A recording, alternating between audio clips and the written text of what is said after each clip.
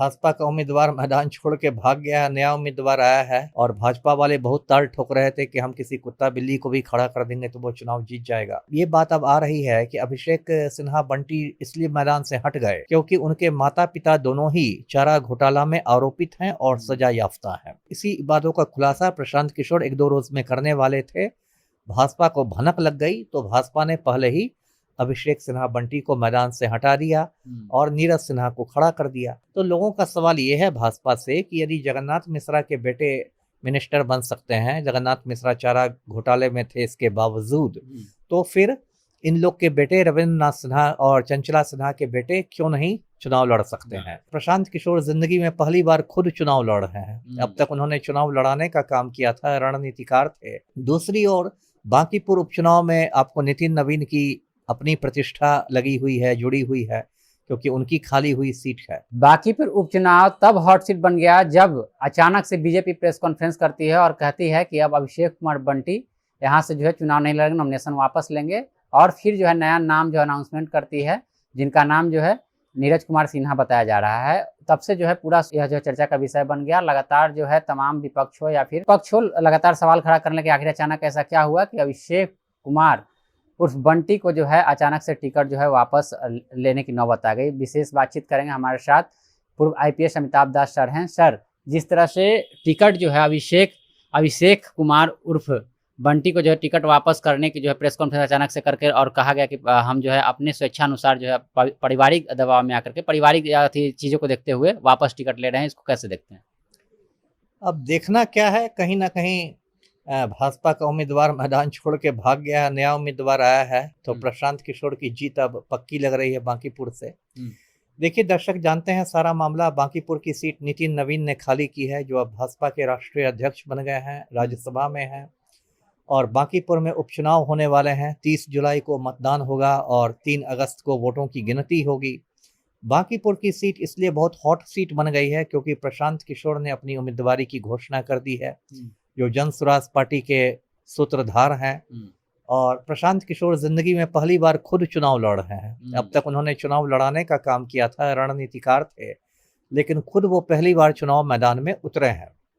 दूसरी ओर बांकीपुर उपचुनाव में आपको नितिन नवीन की अपनी प्रतिष्ठा लगी हुई है, जुड़ी हुई है, क्योंकि उनकी खाली हुई सीट है। तो भाजपा ने यहाँ से अभिषेक सिन्हा बंटी को अपना उम्मीदवार बनाया था, जो एक आप छोटे से मतलब कार्यकर्ता थे, लेकिन कहा गया कि ज़मीनी कार्यकर्ता हैं और ज़मीनी कार्यकर्ता को भाजपा सम्मान देती है। और काफ़ी धूमधाम से उनका नामांकन भी दाखिल हुआ, जिसमें हमारे 7वीं फेल मुख्यमंत्री भी आए थे, सम्राट चौधरी।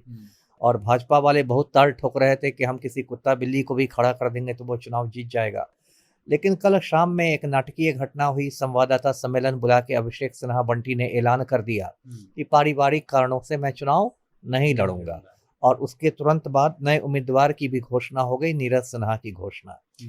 अब इसको लेके ये बात अब आ रही है कि अभिषेक सिन्हा बंटी इसलिए मैदान से हट गए क्योंकि उनके माता पिता दोनों ही चारा घोटाला में आरोपित हैं और सजा याफ्ता हैं। अभिषेक सिन्हा बंटी के पिता का नाम है रविंद्र नाथ सिन्हा और माता का नाम है चंचला सिन्हा। ये लोग चारा घोटाला में आरोपित हैं, सजा याफ्ता हैं।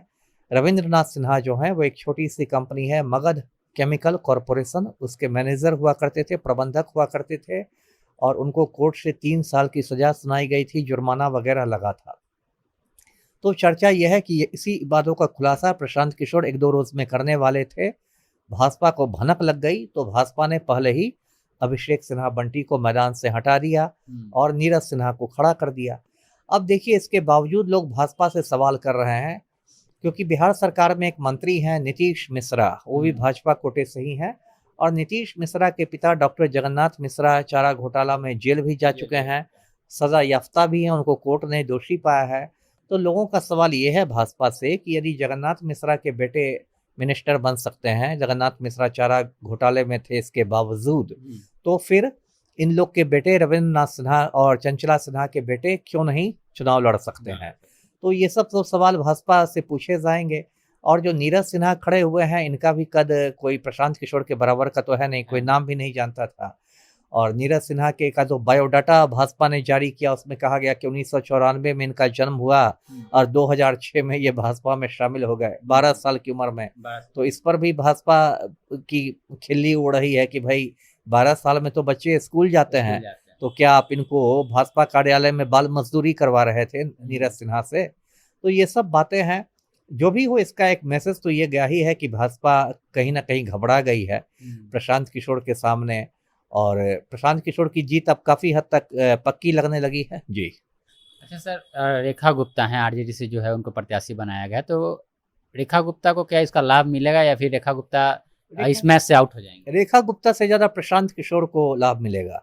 ऐसे भी इसमें मुकाबला, सीधा मुकाबला प्रशांत किशोर और भाजपा में ही देखा जा रहा था, क्योंकि भाजपा के लिए दो सम्राट चौधरी और नितिन नवीन दोनों का मतलब चेहरा था।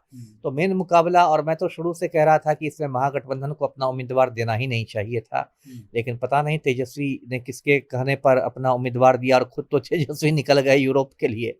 रेखा गुप्ता गर्मी में घूम रही हैं, तो रेखा गुप्ता सीधे मुकाबले में नहीं है, वो ठीक है तीसरे नंबर पर आ सकती हैं।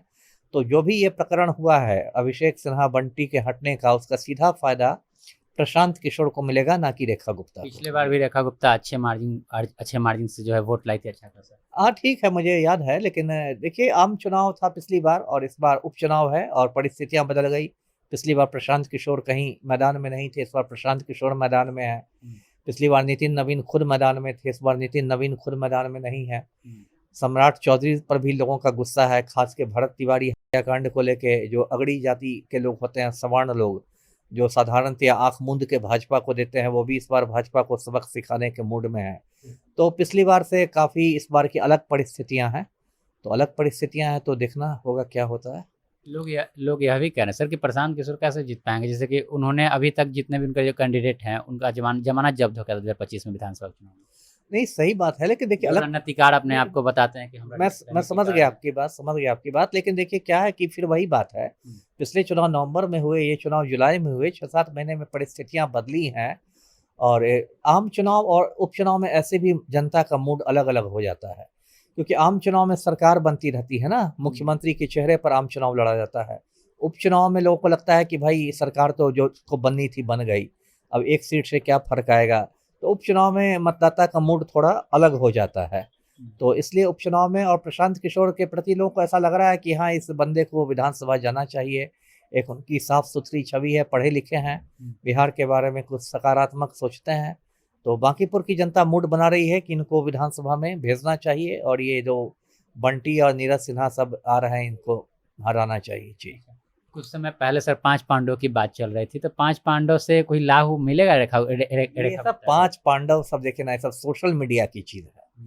ये सब जिन जो दर्शक नहीं जानते हैं 5 पांडव, मैं बता दूं कि बिहार में आजकल एक नया शगुफा छोटा है, 5 पांडव। उसका मतलब यादव प्लस 4 जो सवर्ण जातियां हैं, यानी कि ब्राह्मण, भूमिहार, राजपूत और कायस्थ, तो इनको 5 पांडव कहा जाता है। और कहा जाता है कि ये 5 पांडव यदि मिल जाए तो बिहार में तूफान मचा देंगे, भूकंप ला देंगे, पता नहीं क्या क्या कर देंगे, अनुसूचित जाति जनजाति कानून खत्म करवा देंगे।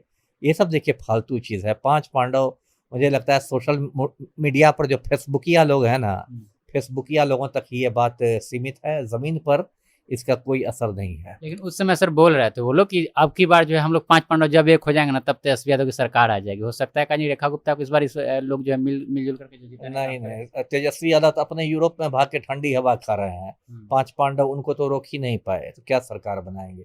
ये सब देखिए मुझे नहीं लगता, ये सब ऐसे ही एक आलतू फालतू कुछ लोग शगुफा छोड़ते रहते हैं, है ना, शगुफा इसको कहते हैं, इसमें कोई दम नहीं है जी।